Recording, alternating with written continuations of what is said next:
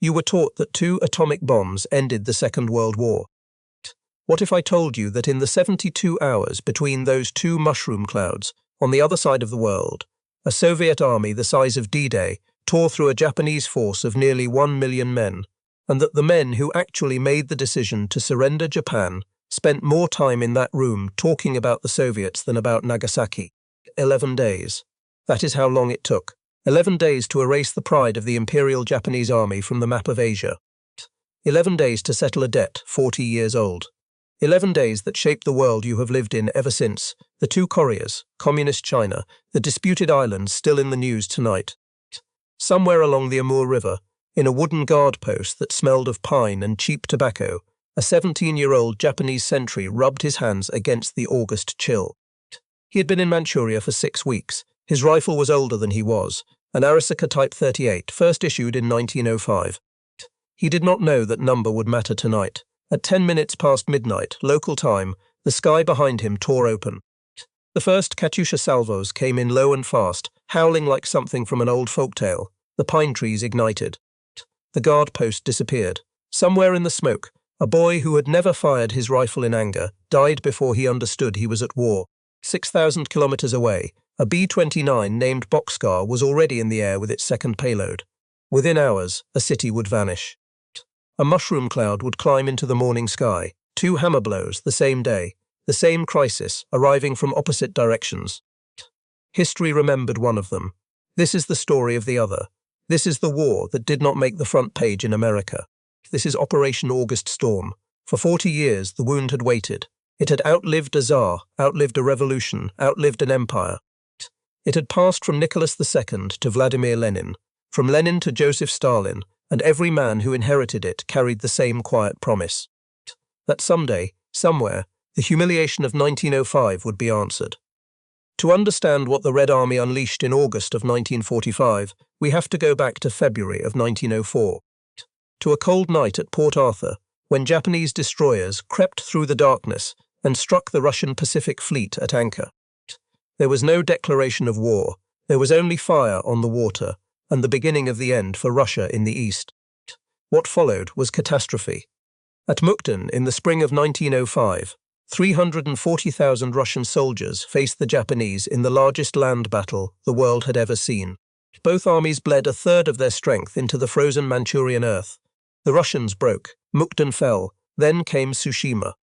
The Russian Baltic Fleet had sailed halfway around the world, 18,000 nautical miles, to break the blockade of Port Arthur. On the 27th of May, in the narrow straits between Korea and Japan, Admiral Togo was waiting. What followed was not a battle. It was an execution. 2/3 of the Russian fleet was sunk or captured within 36 hours. Thousands of sailors drowned in dark water. The Japanese lost 3 torpedo boats. Tsushima was not just a defeat, it was the most complete naval annihilation since Trafalgar. And for the first time in the modern age, an Asian power had shattered a European empire in open war. The treaty came in September, signed in a place called Portsmouth, New Hampshire. Russia gave up Port Arthur. Russia gave up the Liaodong Peninsula. Russia gave up the southern half of Sakhalin Island.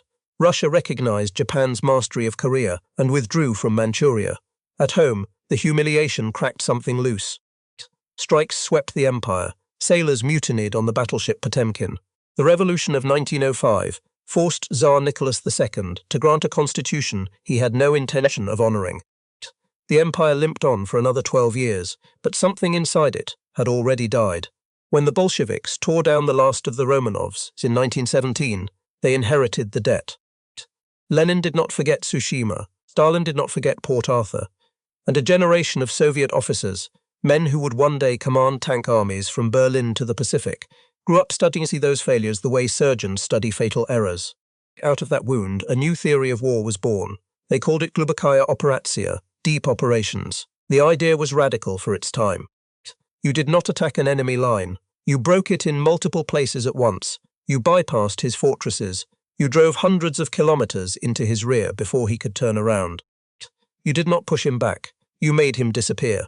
By 1936, the doctrine was written down in the Red Army field manuals. By 1941, its architects had mostly been shot in Stalin's purges. And by 1945, the men who had survived, Men like Vasilevsky, Malinovsky, Meretskov, Zhukov had spent 4 years testing that theory against the German Wehrmacht. They had learned, they had bled, they had won. Now they were being sent east. And here is the first thing Tokyo did not know. At the Yalta Conference in February of 1945, in a Crimean palace still scarred by German shellfire, Joseph Stalin made a private promise to Franklin Roosevelt. Within 3 months of Germany's defeat, the Soviet Union would enter the war against Japan. In exchange, Stalin would take back everything Russia had lost in 1905: southern Sakhalin, the Kuril Islands, Port Arthur, influence in Manchuria. The agreement was secret. It was not published. It was not shared with any Japanese diplomat, any Japanese soldier, any Japanese official at any level. And so, for the next 6 months, while Soviet divisions were quietly boarding trains for the east, Tokyo was doing something almost beyond belief. Japanese diplomats were begging Moscow, begging the very country now preparing to destroy them, to serve as a peace broker with the United States. They sent cable after cable. They offered concessions. They pleaded. The Soviet Foreign Ministry replied with polite delays. The knife was already at Japan's back. She just could not see it yet. In Xinjiang, the capital of the Japanese puppet state of Manchukuo, an old cavalryman sat at his desk and tried not to think about how few soldiers he really had. His name was Yamada Otozo. He was 63 years old. He had commanded the Kwantung army since April of 1944. On paper, his command was still the pride of the empire. 24 divisions, nearly 700,000 regular troops. Add in the Manchukuo puppet army and the Mengjiang forces, and the total climbed toward 1 million men. On paper. In reality, Yamada was in charge of a ghost. The Pacific War had been eating his army for years. Every time an American Marine landed on another island, Tokyo reached back into Manchuria and pulled out another elite division. The best men had gone to the Philippines. The best men had gone to Okinawa. The best men had gone home to dig trenches on the beaches of Kyushu. What was left in Manchuria in August of 1945 was not the Kwantung army the world remembered. Of 24 divisions, only 6 were rated combat ready. The rest were half strength, half trained, or half imaginary. Boys of 16, reservists in their 40s, clerks handed a rifle and told they were now soldiers of the emperor. And their equipment was a museum. This is the second thing Tokyo did not want to admit. The Kwantung army fielded roughly 1,150 tanks. Most of them were Type 95 Hargo light tanks. Their armor was 12 mm thick. Their main gun was a 37 mm cannon designed in the 1930s. Against the front or turret armor of a Soviet T-34-85, the Hargo could not penetrate at any realistic combat range. Not at 500 meters, not at 50 meters. It was firing pebbles at a wall of steel. The T-34, on the other hand, could kill a Hargo at 1,000 meters.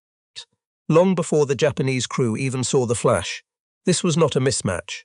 This was 2 different centuries of warfare sharing the same battlefield. The Japanese officers knew. Some of them had been at Khalkhin Gol. In the summer of 1939, on a remote patch of grassland where the Mongolian border touched Manchuria, a Soviet general named Georgy Zhukov had done to the Japanese 23rd Division what he would later do to the Germans at Kursk. He encircled them. He crushed them with combined arms. He sent survivors home with a lesson written in blood. The lesson was ignored. Or rather, the lesson was heard and understood and filed away in a drawer that Japanese doctrine could not open. Because to fight the way Zhukov had fought, you needed tanks, you needed trucks, you needed fuel, you needed radios in every vehicle. You needed a professional officer corps trained in maneuver warfare. The Kwantung army had none of those things. So it prepared to fight the war it could fight, not the war that was coming. Static bunkers, linear defenses, a concrete belt along the border called the Manchurian Wall, much of it unfinished, much of it already crumbling. They knew they would lose. They just did not know how fast. Meanwhile, in the West, the largest military relocation in human history was already underway. From May through August of 1945, the Trans-Siberian Railway ran without pause. Day and night, freight cars rolled east across 9,000 kilometers of forest and steppe. 40 divisions, thousands of T-34s, thousands of guns, 500,000 tons of supplies, veterans of Stalingrad, veterans of Kursk, veterans of Berlin. Men who had killed Germans in the ruins of the Reichstag were now sleeping on flatbeds under Siberian stars. Japanese intelligence saw the movement. They underestimated the scale by half. And here is the third thing almost no one in Japan understood, the thing that made the whole campaign possible. The trucks were American. Under the Lend-Lease program, the United States had sent the Soviet Union hundreds of thousands of vehicles during the war. And in the summer of 1945, tens of thousands of Studebaker US-6 trucks, six-wheel drive, rugged, reliable, were quietly being redirected toward the Manchurian frontier. They would carry the fuel that let Soviet tanks cross the Gobi Desert. They would haul the ammunition that let Soviet artillery cross the greater Khingan Mountains. They would keep the entire Trans-Baikal front supplied across terrain the Japanese had declared impassable. The Soviet Union was about to launch its most audacious offensive of the war. And it would ride into battle on American wheels, paid for by American factories, driven by Russian veterans who had learned their trade under German fire. By the evening of August 8, 1945, the pieces were in place. 1.5 million Soviet soldiers waited along a front line stretching more than 4,000 kilometers, longer than the distance from New York to Los Angeles. 5,500 tanks, 5,300 aircraft. Marshal Alexander Vasilevsky, the quiet architect of it all, checked his watch in the command bunker outside Chita. In Xinjiang, General Yamada was going to bed. In Tokyo, ministers were still arguing about whether to trust the Soviets. In a wooden guard post along the Amur River, a 17-year-old sentry with a rifle from 1905 was watching the sky. He had less than 4 hours to live, and the debt of 40 years was about to be paid in a single, terrible week. At 10 minutes past midnight local time on the 9th of August, 1945, the war began on a front line 4,600 kilometers long. 3 Soviet fronts, 3 commanders, 3 simultaneous knives, driven into the body of Japanese Manchuria at the same instant. From the west, out of the Mongolian steppe, came the Trans-Baikal front under Marshal Rodion Malinovsky. 416,000 men, 1,500 tanks and self-propelled guns. Their objective was almost insane on paper. They were going to cross the Gobi Desert, and then they were going to cross the greater Khingan Mountains, and then they were going to appear behind the Kwantung army, before it knew it had been outflanked. From the east, out of the Soviet maritime province, came the First Far Eastern Front under Marshal Kirill Meretskov, 586,000 men, 1,550 tanks. Their objective was Harbin, their objective was Jilin, their objective was the coast, and beyond the coast, the rail lines that fed Japanese armies all the way down into Korea. And from the north, across the Amur River, came the Second Far Eastern Front under General Maxim Pourkayev, 337,000 men, 600 tanks. Their job was to keep the Japanese pinned, so the other 2 fronts could do the killing. The top of all of it stood Marshal Alexander Vasilevsky. He did not shout. He did not give speeches. He did not pose for photographs. He worked from a small command post outside Chita, in a Siberian dawn that smelled of pine sap and radio tubes, and he moved 3 armies across a battlefield the size of Western Europe, as if he were rearranging pieces on a chessboard. The Germans had taken 4 years to teach the Red Army how to fight modern war. The tuition had been paid in 27 million Soviet lives. Now the graduates were going east. Meanwhile, 6,000 kilometers away, in Nagasaki, a second atomic bomb was falling that same morning. 2 catastrophes, 1 day. But we need to talk about which one Tokyo was actually watching. In the Imperial Palace bunker, the Supreme Council for the direction of the war was already in session when the news from Manchuria arrived. Foreign Minister Togo Shigenori read the cable and understood, in a single sentence, that Japan's entire diplomatic strategy had just been extinguished. For 6 months, Japan had been begging Moscow to broker peace with the Americans. That plan was now dead, not damaged. Not weakened, dead. The post-war historian Tsuyoshi Hasegawa combed through the minutes of that meeting decades later, and what he found was a shock to the American story of how the war ended. The men in that bunker spent more time talking about the Soviet invasion than about Nagasaki. Because Nagasaki, terrible as it was another burning city in a country full of burning cities. Tokyo had already been burned. Osaka had already been burned. Kobe had already been burned. In one night in March, more than 100,000 civilians had died in Tokyo's firebombing. Japan had endured it. But the Soviet Union tearing through Manchuria at 70 kilometers a day? That was something Japan could not endure.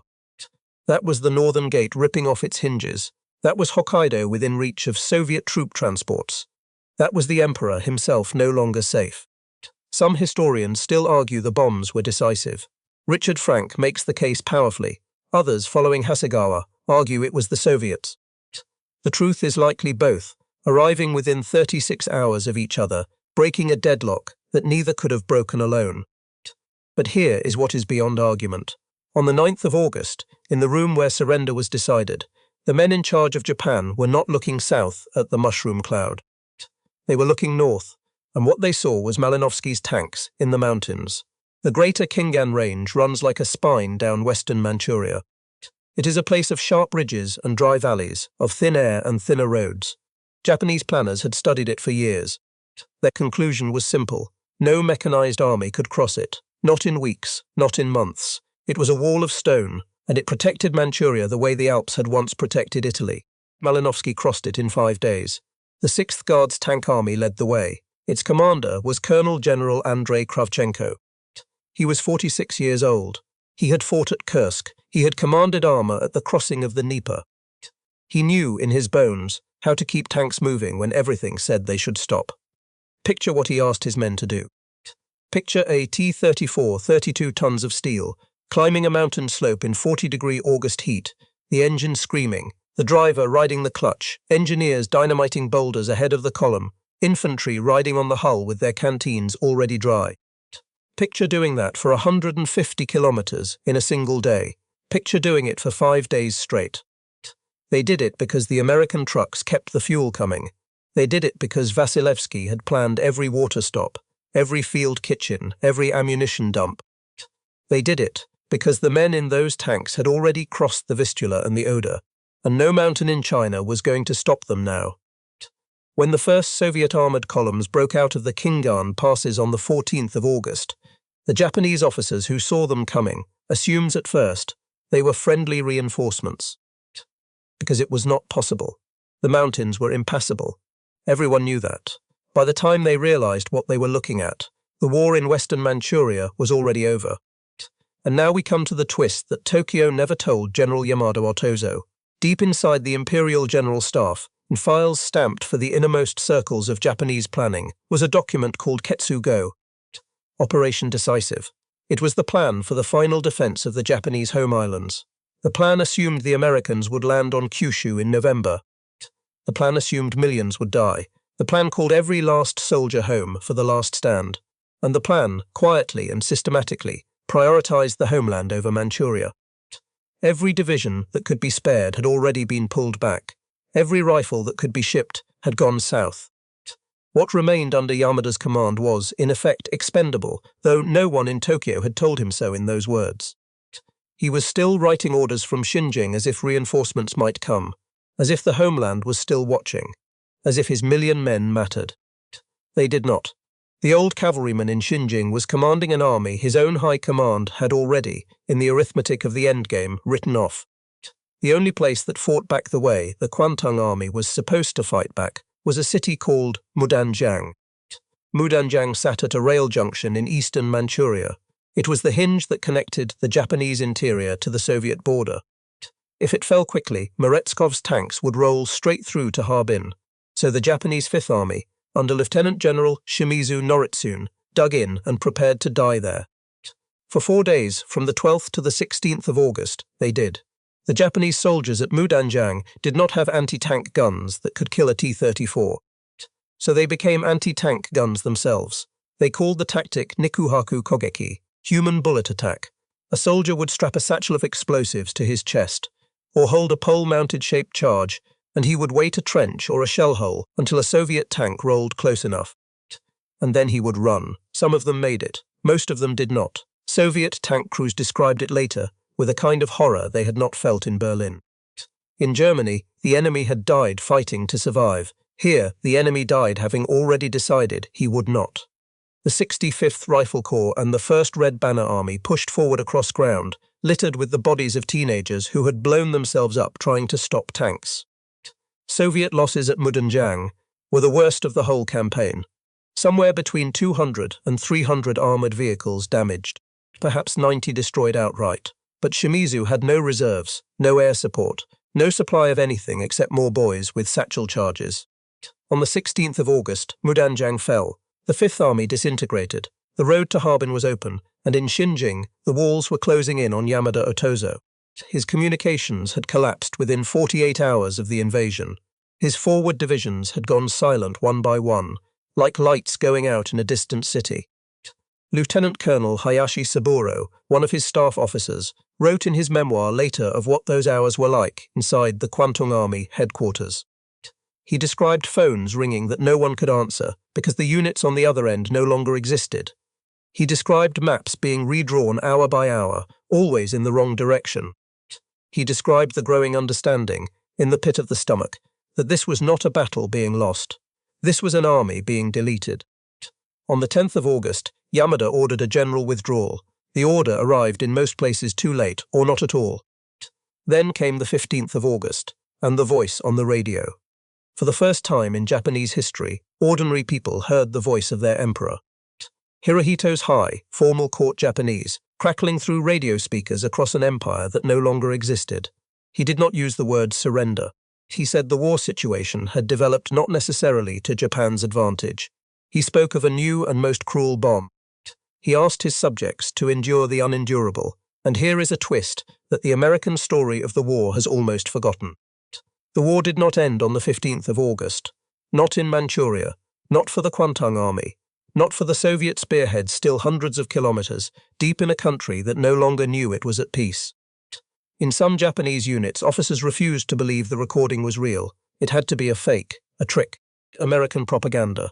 The 7th Japanese Area Army in Hylar kept fighting until the 26th. Isolated garrisons held out for weeks. And the Soviets, for their part, kept attacking. On purpose, because Stalin had a checklist. Southern Sakhalin, the Kuril Islands. Every piece of ground that had been taken from Russia in 1905, and every piece of ground that Yalta had promised for 1945. If the guns stopped now, if the maps froze on the 15th, some of those pieces would still be Japanese in the morning. So the guns did not stop. From the 18th of August through the beginning of September, Soviet forces conducted a separate landing operation in the Kurils, seizing island after island against garrisons, who had already been told by Tokyo that the war was over. Men died in the fog of Shumshu Island for a peace that had already been declared. This was not a mistake. This was policy. 5 extra days of war bought a border that would still be disputed 80 years later. Meanwhile, on the 18th of August, at an airfield outside Harbin, one of the strangest surrenders of the entire Pacific War was about to unfold. A Soviet transport plane touched down. Out stepped Major General Georgy Shelakov, Deputy Chief of Staff of the 1st Far Eastern Front, and 120 paratroopers. That was the entire Soviet presence in Harbin at that moment. 120 men. Inside the city were more than 40,000 Japanese soldiers. Shelakov walked into the Yamato Hotel, in the center of a city that could have annihilated him, and demanded to see the commanding Japanese officer. What he found was Lieutenant General Hata Hikosaburo, Chief of Staff of the Kwantung Army. Hata was not there to fight. Hata was there because the Emperor's voice on the radio 3 days earlier had left him with no other option. The Kwantung Army was ordered to surrender. Yamada had authorized it. Hata had come to Harbin because it was the largest population center under Japanese control, and because he needed someone in a Soviet uniform to formally accept the capitulation. The strange thing was not that Hata surrendered. The strange thing was that there was almost no one to surrender to. Shelakov and his 120 men held a city of 40,000 enemy troops through the sheer administrative fact of having arrived first. The next day, the 19th of August, at another airfield outside another Manchurian city, the empire ate its own tail. At Mukden, a small Soviet airborne detachment came down from the sky and found a plane on the runway. Boarding that plane was a small, bespectacled man in his late 30s. His name was Puyi. He had been the last emperor of China. He had been the puppet emperor of Manchuria. And he had been trying, with the last hours of the Kwantung Army's protection, to escape to Japan. He never made it home. The Soviets took him alive. What would happen to him next? The camp in Siberia, the decade of re-education in China, the final chapter of the last emperor of a 2,000-year dynasty. We will return to before this story is done. For now, understand only this. The empire that had crowned him was ending on the same runway where his escape had just failed. That is what August 1945 was doing. It was not just ending a war, it was ending a world. On the 22nd of August, Soviet forces reached the harbour at Lushun. The Americans called it Port Arthur. The Russians remembered it another way. This was the fortress that had fallen in 1905, after a siege so brutal it had produced a generation of Russian veterans who dreamed of it for the rest of their lives. This was the ground where the Baltic fleet had been sailing to when Togo cut them apart at Tsushima. This was the beginning of a wound 40 years old. The Soviet commander who accepted the surrender at Lushun was Colonel General Afanasy Beloborodov. He was 42 years old. He had fought at Moscow in the terrible winter of 1941. He had crossed into East Prussia. He had earned the Gold Star of a hero of the Soviet Union twice. His men raised a red flag over Port Arthur. The photograph exists. You can find it if you look. In the frame, Soviet infantrymen stand at attention on a stone wall, and the wind lifts a piece of red cloth against a sky the colour of gunmetal. Somewhere below them, in the ground, are the bones of Russian sailors from 1905. Somewhere in the harbour, still, is the wreckage of the battleship Petropavlovsk, which had sunk in that water 41 years earlier with Admiral Makarov aboard. They were not forgotten in that moment. Vasilevsky made sure of it. Radio Moscow led its evening broadcast with the news. The word Tsushima returned to Soviet newspapers after 4 decades of exile, not as a defeat, as a debt now paid. That is how Marshal Vasilevsky had planned it from the beginning. Port Arthur was not the most strategically valuable objective in Manchuria. Harbin was, Mukden was, the Trans-Siberian rail junctions were. But Port Arthur was the objective that mattered to a generation of Russian officers who had grown up in the shadow of their father's shame. And when the flag went up on the 22nd of August, 40 years of Russian humiliation ended on a stone wall above the water. By the time the guns finally began to fall silent, the numbers were almost impossible to believe. Soviet casualties across the entire 11-day campaign totaled roughly 30,500 men, of whom about 8,000 were killed. Japanese losses were something else entirely. Roughly 83,000 dead on the battlefield. Roughly 640,000 taken prisoner. A kill ratio of 10 to 1. In some sectors, closer to 30 to 1. Soviet tanks had advanced up to 800 kilometers. In some columns, they had averaged 70 kilometers a day, day after day, for 11 straight days. Faster than the German blitzkrieg through France in 1940. Faster than the American breakout from Normandy in 1944, faster than any campaign of the Second World War. The Kwantung Army, the terror of Asia, the pride of Japanese militarism, the force that had ruled Manchuria with an iron hand for 14 years, no longer existed. But the story was not over. Because for the men who had surrendered, for the men who had thrown down their rifles when the Emperor's voice came on the radio, the war was ending in a way none of them had imagined. They thought they were going home.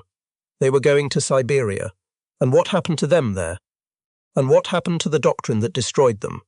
And what happened to the world their surrender created would define the next 50 years of history. The 11 days were over. The reckoning had just begun. When the shooting finally stopped, the ledgers we have already walked through were terrible, in a way that only paper can be terrible. 30,500 Soviet casualties. 8,000 of them dead, 83,000 Japanese dead on the battlefield, somewhere between 590,000 and 640,000 Japanese prisoners, standing in columns that stretched to the horizon in every direction. Whole divisions had walked into Soviet lines with their hands up, and there simply were not enough clipboards in Manchuria to record them all. The Kwantung Army, on paper, had ceased to exist. But the story of what the Soviets took out of Manchuria did not stop at the surrender ceremony.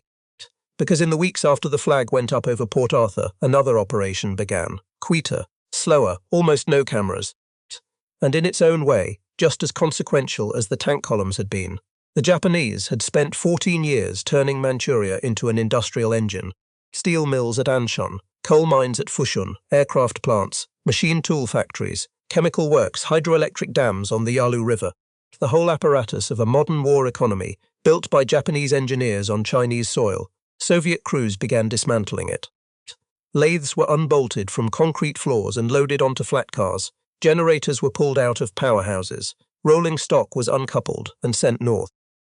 Entire factories, brick by brick and machine by machine, were shipped across the Amur into the Soviet Far East. In 1946, an American investigation led by Edwin Pauley would try to put a dollar figure on what had been removed. His report estimated the direct loss at $858 million in 1945 currency, somewhere between $10 and $20 billion in the money of our own time. The Soviet Union denied it. The Chinese, on whose land it all sat, protested and were ignored, and the industrial spine of Northeast Asia was quietly transplanted into the workshops of Vladivostok and Khabarovsk, where it would help build the post-war Soviet Pacific. Among the crates going north was something the world would not learn about for decades: files, ledgers, frozen tissue samples in glass jars. The paper trail of a place called Unit 731. We will come back to Unit 731. First, we need to talk about the men. 640,000 of them, by most estimates. Japanese soldiers, sailors, engineers, clerks, cooks, colonial administrators, and a large number of civilians who had made the mistake of being in Manchuria in August. They were told at first that they would be repatriated. Some of them believed it for a few weeks. Then the freight trains started rolling north. At Potsdam, the Allies had agreed that surrendered Japanese personnel would be sent home.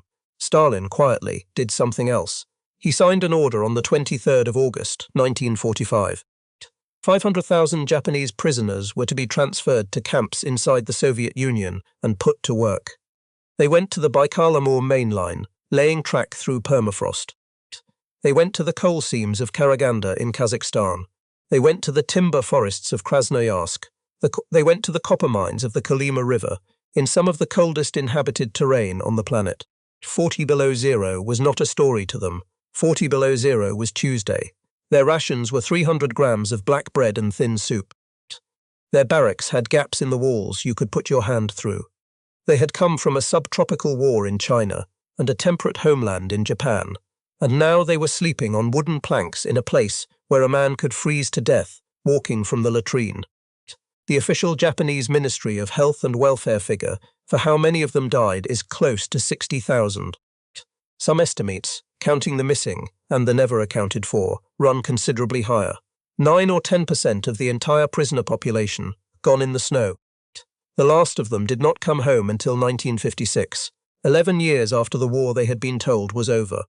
One of the men who survived was a scholar named Ida Yuji. Before the war, he had been an academic. During the war, he had been an officer. After the war, he was prisoner number something in a Soviet camp for 3 years, cutting wood in temperatures that cracked steel. When he finally came home, he wrote a book called Prisoner of the Russians. It became, quietly, one of the most important texts in the Japanese national memory of the Second World War. Not because it was famous in the West. It was not, but because in Japan, it gave a language to what a generation of families had suffered without one. You have to understand what this looked like from a kitchen in Osaka or a village in Hokkaido.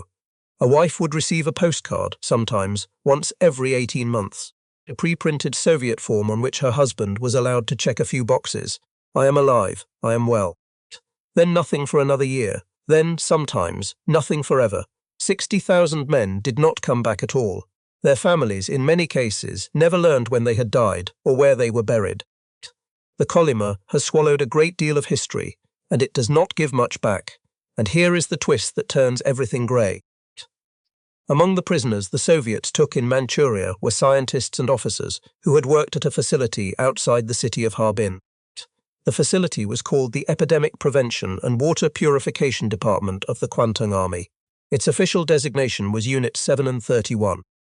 Its commander was a lieutenant general named Ishii Shiro. For more than a decade, Unit 731 had conducted biological weapons experiments on human beings. The victims were mostly Chinese civilians, but they also included Korean, Mongolian, Soviet, and Allied prisoners of war, men, women, children.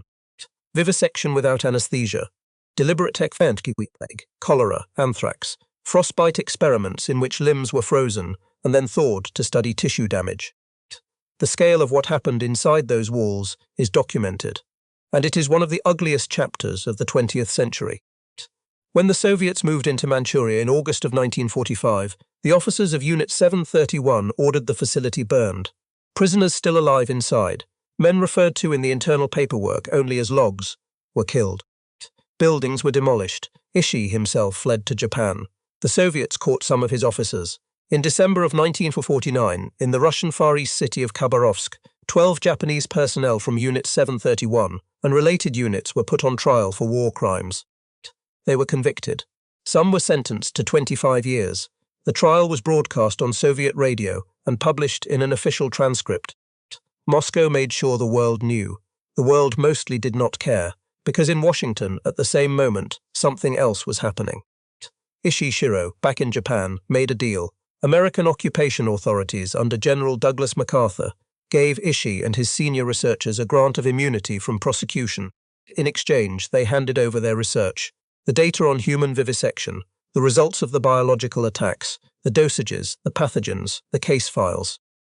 All of it was quietly folded into the American Biological Weapons Program at Fort Detrick, Maryland. Ishii Shiro was never charged. Never tried, never punished. He died in his bed in Tokyo in 1959, aged 67. Both superpowers had a use for what the Japanese had done. The Soviets used the Khabarovsk trials for propaganda against American duplicity. The Americans used the research for their own weapons stockpiles. And the victims, thousands of them, buried in unmarked ground outside Harbin, got neither justice nor a monument. They got a Cold War. There is no clean side to this story. There never was. And there is one more thing that 11 days in Manchuria set in motion, a thing so large that it is still moving today. Japan and Russia have never signed a peace treaty ending the Second World War. Read that sentence again. It is not a metaphor. It is not poetic license. It is a matter of international law. When the Soviets seized the southern half of Sakhalin and the 4 southernmost islands of the Kuril chain in August and early September of 1945, they took territory that Japan still considers legally Japanese. Every Japanese government since 1945 has demanded the return of those islands. Every Russian government since 1991 has refused. Negotiations have opened. Negotiations have closed. Prime ministers have flown to Moscow. Presidents have flown to Tokyo. A joint declaration was signed in 1956. A peace treaty was not. As of this year, 2026, more than 80 years after 2 atomic bombs and 1 Soviet offensive brought the Pacific War to a close, the war that started in Manchuria on the 9th of August, 1945, has, in the strictest technical sense, never ended. The soldiers went home. The soldiers who came home went home. The empires collapsed and were replaced. The Soviet Union itself dissolved. And still, on paper, in the archives of international law, the guns of August have never been formally lowered. You could stand today on a beach on Iturup Island. The Russians call it that. The Japanese call it Etorofu. And you would be standing on ground where the last war of the 20th century has, in one small legal sense, not yet officially finished. That is what those 11 days did. Now let us go back to the people, because the people are what history forgets first. General Yamada Otozo, the old cavalryman who had commanded the ghost of the Kwantung army from his desk in Xinjiang, surrendered with his staff. He was taken to the Soviet Union. In 1956, he was one of the officers tried at Khabarovsk in a follow-up proceeding, largely for his position of command over Unit 731. He was sentenced, held, and eventually repatriated to Japan later that same year. He died in 1965. He was 83 years old. He almost never spoke publicly about the 11 days. Lieutenant General Hatahika Saburo, the man who had surrendered Harbin to a Soviet general and 120 paratroopers, went to Siberia with the rest of them. He came home in 1956, an old man in his 60s, and lived quietly. Lieutenant Colonel Hayashi Saburo, the staff officer who had watched the phones stop ringing at Kwantung Army headquarters, survived the camps and came home and became a military historian. His book, which he titled simply Kogun, the Imperial Army, is one of the most valuable Japanese sources on the collapse. He wrote it, he said, so that people would not forget what it had felt like to watch an army disappear. Puyi, the last emperor, came out of Siberia in 1950. The Soviets handed him to Mao Zedong's new People's Republic of China. He spent 10 years in a re-education facility in Fushun. When he was released, the government gave him a job at the Beijing Botanical Gardens, tending flowers. He died of kidney cancer in 1967. He was 61. He wrote an autobiography whose title, in English, is From Emperor to Citizen. It is one of the strangest documents of the 20th century. On the other side, Marshal Alexander Vasilevsky, the quiet architect, received his second Gold Star of a Hero of the Soviet Union for August Storm. He served briefly as Soviet Minister of the Armed Forces after Stalin's death. Under Khrushchev, he was gradually pushed aside, another Stalin-era marshal who did not fit the new politics. He died in Moscow in 1977, aged 82. His memoirs were published, carefully censored, in the last years of his life. Marshal Malinovsky, who had crossed the Khingan Mountains, went on to become Soviet Minister of Defense during the Cuban Missile Crisis. Marshal Meretskov, who had driven on Harbin, retired quietly. Colonel General Kravchenko, who had led the tanks over the mountains, lived until 1955. And somewhere in the Russian Far East, in a series of graves that were never adequately marked, are 60,000 Japanese men who were told the war was over and then made to build railroads until they died. We should say a word, too, about what those 11 days did to the world you and I live in. When the Soviet 25th Army rolled south into Korea in the last days of August 1945, they stopped at a line the Americans had drawn hastily on a National Geographic map in Washington. The line ran along the 38th parallel. North of it, Soviet occupation. South of it, American occupation. It was supposed to be temporary. It was not temporary. Kim Il-sung, a young Korean guerrilla fighter who had spent the war years training with Soviet forces in the Far East, was brought into Pyongyang by the Red Army in the autumn of 1945. The state he founded is still there. His grandson runs it today. Every American administration since Harry Truman has had to deal with the consequences of a border drawn in the panic of August 1945. In China, the Soviets handed captured Japanese weapons, hundreds of thousands of rifles, thousands of machine guns, artillery pieces, ammunition stockpiles, over to Mao Zedong's Chinese Communist forces. Chiang Kai-shek's nationalists, exhausted from 8 years of fighting Japan, could not compete with a suddenly rearmed communist army. In 1949, Mao took Beijing. The People's Republic of China was born, in part, from equipment captured in Manchuria. The Cold War in Asia did not begin in 1950 with Korea. It began in August of 1945, in the 11 days when Soviet armor rewrote the map, and the doctrine that made it all possible did not die with the Soviet Union. The United States Army studied August Storm for decades. Its planners at Fort Leavenworth pulled apart Vasilevsky's operational scheme the way engineers pull apart a rival's machine. The concepts that came out of that study, deep attack, simultaneous multi-axis assault, operational tempo, were folded into what the Army came to call air-land battle in the 1980s. Air-land battle became the doctrine that shaped how the American military fought in the Gulf War of 1991 and how it thought about warfare into the 21st century. The Japanese in Manchuria died in the summer of 1945. But the way they were destroyed became a textbook that trained your grandchildren's soldiers. That is the strange, uncomfortable truth of it. The doctrine that annihilated the Kwantung army in 11 days is, in a mutated form, still with us. So what do we do with all of this, at the end? Every schoolchild in America learns that 2 atomic bombs ended the Second World War. It is not wrong. Hiroshima and Nagasaki were real. The suffering was real. The pressure they placed on Tokyo was real. But it is incomplete. Somewhere in the middle of those 2 mushroom clouds, on the far side of the Sea of Japan, a Soviet army group larger than Eisenhower's D-Day force was tearing through a Japanese army the size of a small country. Somewhere in the greater Khingan Mountains, tanks were doing what Japanese generals had sworn tanks could not do. Somewhere in a bunker in Tokyo, the men who actually made the decision to surrender were reading cables from Manchuria and understanding, in a way the American story of the war has rarely captured, that there was no more time. The bombs mattered. Historians will argue about the bombs for as long as there are historians. But the Kwantung army mattered too. The 11 days mattered. The Soviet veterans who crossed the Amur and the mountains and the Gobi mattered. The Japanese teenagers, with rifles from 1905 mattered. The 600,000 men who walked north into the snow mattered. They mattered because history is not a single story with a single ending. It is a room full of witnesses, and most of the witnesses to August 1945 spoke Russian and Japanese and Chinese and Korean, and their voices have been quieter in the American telling than they should have been. 40 years of Russian humiliation ended on a stone wall above the harbour at Port Arthur, in a photograph almost no one in the West has ever seen. A million-man army was erased from the field in the time it takes to read a novel. An empire that had ruled Asia for half a century went to bed on the 8th of August and did not wake up on the 19th. And the world we live in, the two Koreas, the People's Republic of China, the disputed islands in the North Pacific, the doctrine on the shelves at Fort Leavenworth, all of it was born in those 11 days. That is the war that was not on the front page. That is the story that did not make it into the school books. That is Operation August Storm, the 11 days that finished a world war, settled a 40-year debt, and started a Cold War all at once. And if you have made it this far, if you have sat through the whole story of the campaign that history almost forgot, then thank you. Thank you for listening.